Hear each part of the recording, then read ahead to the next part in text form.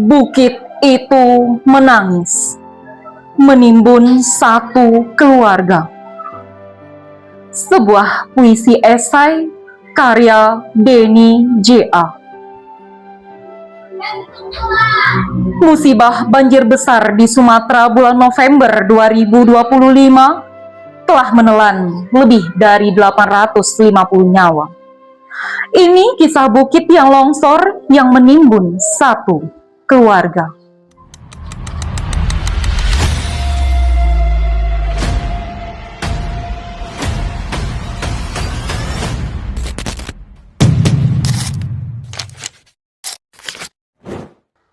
Aku adalah bukit yang sangat tua, jauh lebih tua dari riwayat semua keluarga yang pernah berteduh di bawah kakiku. Dulu, hutan tumbuh di dadaku menjadi untayan doa yang tidak pernah putus. Akar-akar panjang menahanku, seperti tangan-tangan para leluhur yang menjaga dunia tetap seimbang. Warga desa memetik sedikit, menebang satu pohon, lalu dua pohon, untuk kayu dapur, untuk membangun rumah kecil, untuk menghangatkan malam mereka. Aku tidak pernah marah. Aku tahu mereka menebang dengan hormat, seperti anak meminta kepada ibunya dengan suara pelan. Mereka memotong, tapi juga menanam. Mereka mengambil, tapi juga merawat. Aku tetap merasa dicintai. Tapi mereka berbeda. Gergaji tak lagi diayunkan oleh tangan desa.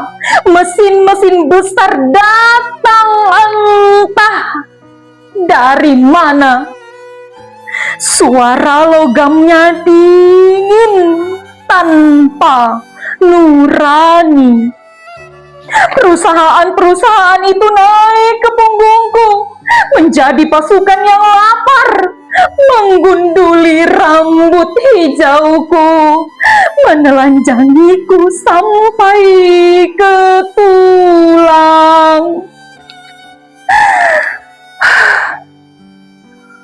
Setiap pohon yang tumbang menjadi angka dalam laporan laba, menjadi jembatan menuju rekening mereka, bukan menuju kehidupan. Akar-akar penjagaku dicabut, bukan oleh orang yang merawatku, melainkan oleh mereka yang bahkan tak tahu nama desaku. Para pekerja berseragam mengiris tubuhku seperti mengiris kue ulang tahun, namun tanpa doa.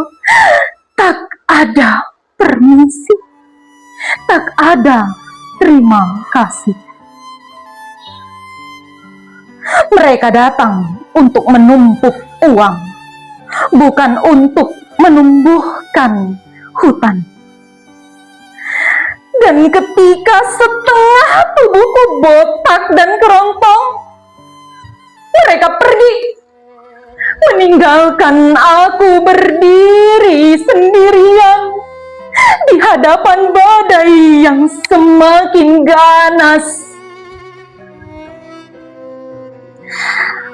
Pada malam itu, hujan turun dengan deras yang mengguncang langit. Ia mengetukku luka lamaku yang tak sempat sembuh. Tanahku bergerak pelan. Aku sudah ringkih, seperti orang tua yang tak lagi pasti mana kaki yang kuat untuk berdiri. Aku mencari akar-akar yang dulu memelukku, tak ada. Aku mencari pohon-pohon yang dulu menahan bahuku, tak ada.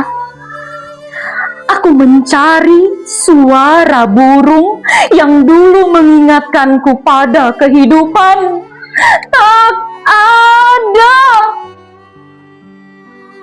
Yang tersisa hanya ruang kosong, luka industri yang baunya membuat bumi sendiri gamang. Tubuhku pun menyerah, patah, runtuh, pecah. Bukan karena aku ingin, tapi karena aku tak lagi sanggup.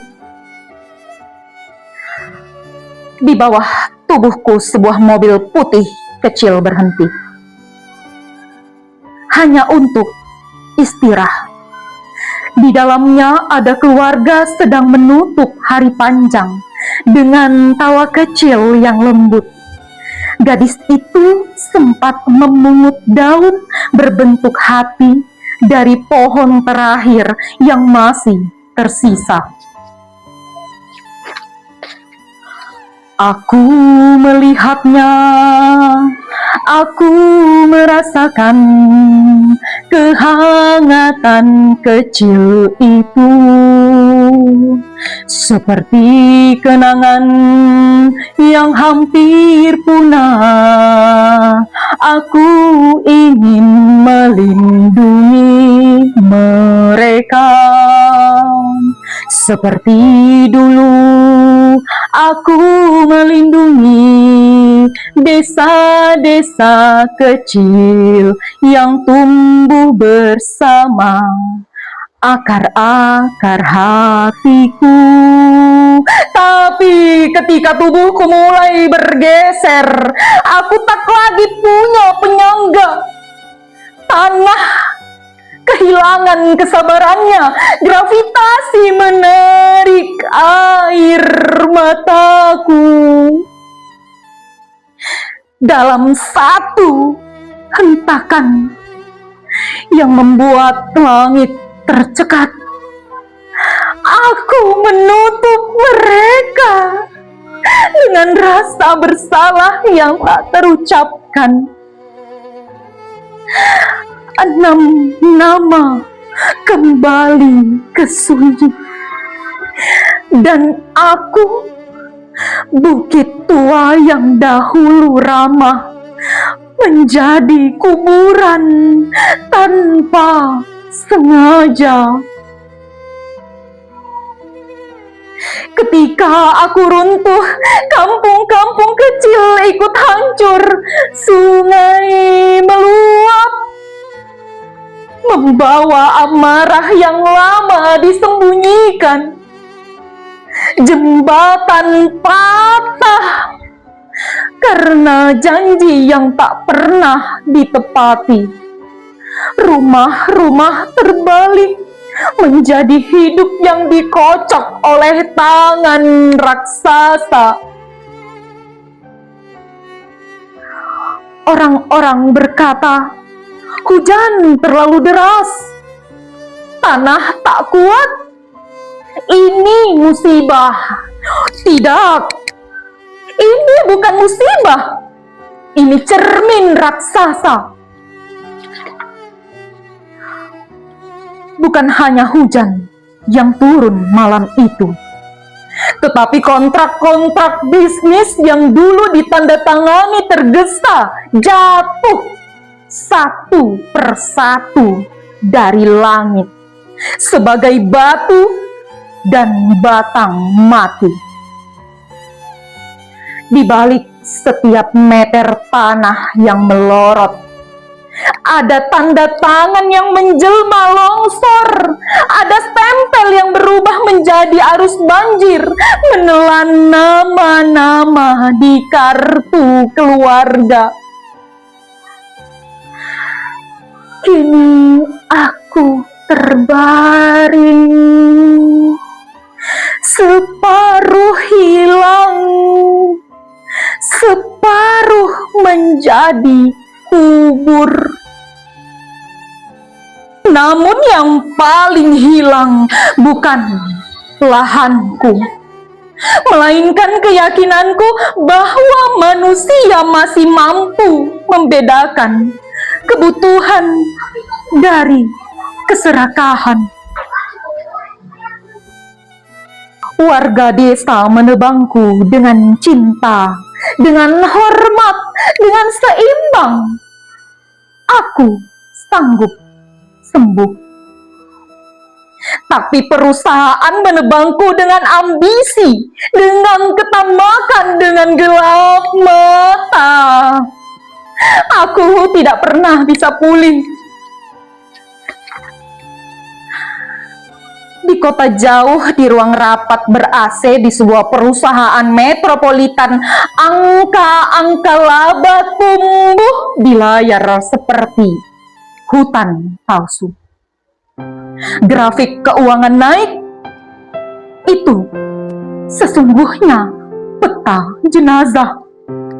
Tiap garis hijau adalah nisan yang disamarkan. Di dalam rekening mereka ada lumpur di antara digit. Ada nafas terakhir yang dipadatkan menjadi bonus akhir tahun. Belajarlah bahwa pohon bukan hanya kayu. Ia saudaramu sendiri, tulang dunia. Bahwa hutan bukan lahan kosong. Ia keluargamu sendiri, jantung yang berdetak untuk semua makhluk. Jika manusia tak belajar, peta dunia pelan-pelan akan berubah warna. Hijau menjadi daftar duka, coklat menjadi arsip jenazah yang tak sempat dimakamkan. Di langit, awan akan menyalin diri menjadi fotokopi surat protes yang tak pernah kalian baca. Turun sebagai hujan yang menghapus